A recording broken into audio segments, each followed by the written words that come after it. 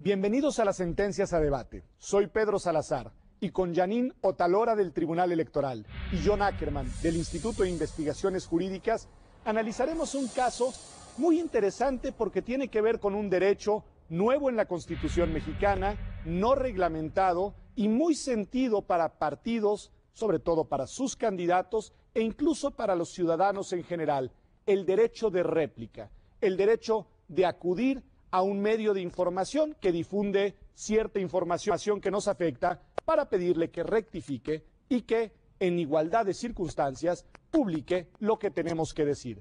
Quédese con nosotros, esto es Las Sentencias a Debate en su segunda temporada.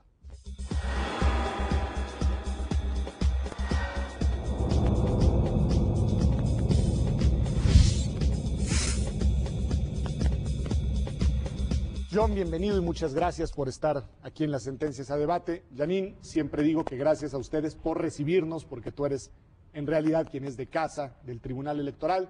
Bueno, ¿qué tal que empezamos contando el caso? Pero antes de contar los hechos, ayúdenme nada más a reconstruir las normas relevantes. A raíz de la reforma electoral 2007-2008, se introducen en la Constitución sobre todo algunos elementos normativos que para este caso concreto van a resultar importantes. ¿Cuáles son, Janine, según tú, digamos, las tres coordenadas jurídicas que no debemos perder de vista en este caso concreto?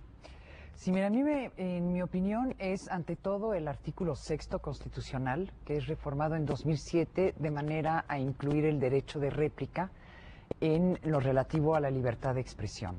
Y establece el artículo 6º que el derecho de réplica se ejercerá conforme a la ley respectiva. Otra de las grandes reformas en materia de propaganda y de protección a la honra y a la dignidad de un ciudadano es el artículo 41, que prohíbe formalmente todo lo que es una propaganda que denigre o calumnie, ya sea a partidos políticos, candidatos u otros actores políticos. Y que remite al IFE, obviamente, todo lo que es la resolución de los conflictos que pueden darse. Creo que este es el gran aspecto de la Constitución, el marco, digamos, constitucional. John, a ver, desde este punto de vista, digamos, acotando al 6º constitucional, creo que hay elementos relevantes a subrayar. Es un artículo complejo el 6º. Claro. Contiene cuando menos 3 derechos fundamentales, que son la libertad de expresión y algunos límites constitucionalmente enunciados, el derecho de acceso a la información pública y esta nueva inclusión que tiene que ver con el derecho de réplica. ¿Qué podemos decir de la legislación secundaria de estos derechos constitucionales? Pues muy desiguales, Pedro, ¿no? Porque en materia de transparencia, acceso a información pública, tenemos una gran diversidad de leyes en las entidades federativas, en el federal, si bien la ley federal todavía no se actualiza o está en proceso de actualización. Pero ahí hay ley hay una ley de transparencia. En materia de libertad de expresión hay una serie de normas que nos permite ejercer este derecho, pero en materia de réplica no hay nada, en absoluto. Bueno, existe esta ley de imprenta que es de 1917. Exacto, que ahí es interesante porque anterior a la misma Constitución. En libertad de expresión tampoco es que haya tanto, ¿verdad, Janine? Es decir, al final hay que irnos a esta ley que no necesariamente es una ley de garantía, pero que viene de 1917. En su conjunto, todos estos derechos están vinculados, yo diría, Pedro, ¿no? O sea, todo tiene que ver con el derecho a la información, entendido de manera más general, ¿no? Al derecho a ser informado, a conocer la información, a expresarse en general, estas condiciones básicas para el ejercicio de una ciudadanía. Incluso algunos autores, Pedro, han hablado de este derecho a la información como la cuarta gran ola de los derechos básicos, fundamentales, y el derecho a réplica tú lo anclarías en esta ola. Sí, evidentemente esta es parte de esta nueva marco constitucional. Vayamos al caso, Janine. ¿Qué sucede aquí? ¿Quién es este doctor, además de un apellido verdaderamente, digamos, atractivo, el doctor Picasso? ¿Y qué le sucede al doctor Picasso? Lo que le sucede, él es candidato por el Partido de la Revolución Democrática a una diputación federal. Eso sucede el año pasado, por el Distrito 8, me parece ser.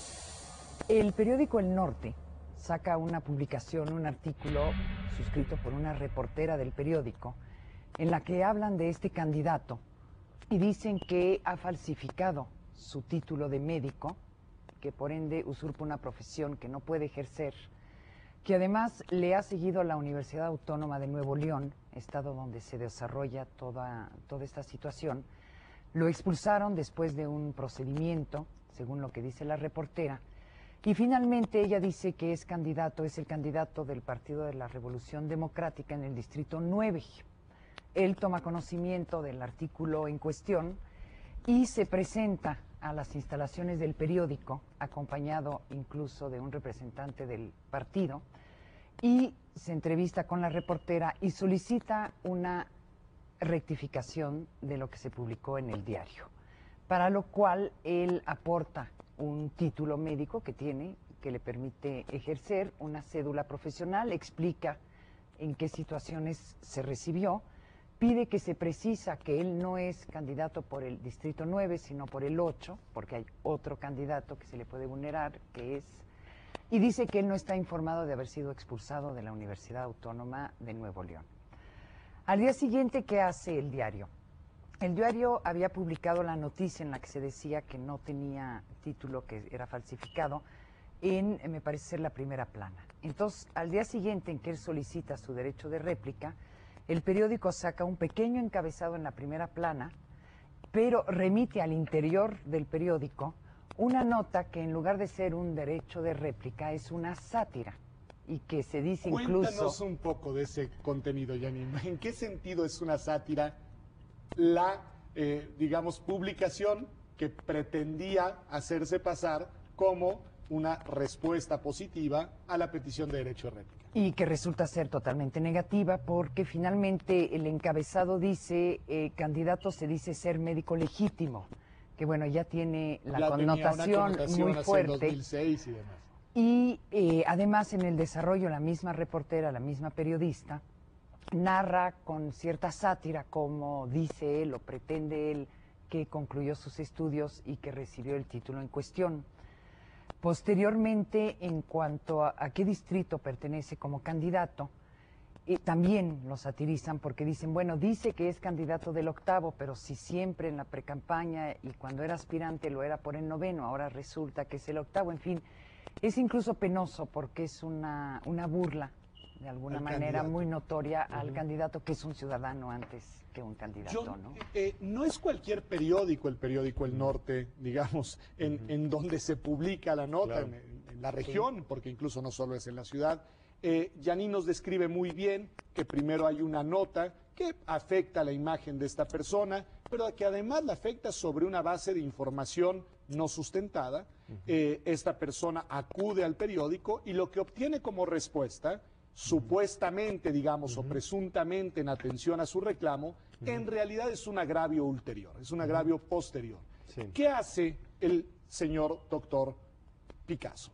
¿Cuál es la reacción jurídica, la medida jurídica que toma ante esta segunda publicación? Pues recurre al IFE, bueno, al Consejo Local en Nuevo León primero, que lo remite al Consejo General del IFE, y ahí es cuando el IFE ya... Cuéntanos un poco, ¿lo recibe el IFE? ¿Qué argumenta el IFE? ¿Cómo reacciona el IFE? Pues el IFE en un inicio da trámite el asunto, lo recibe, no lo desecha de inmediato.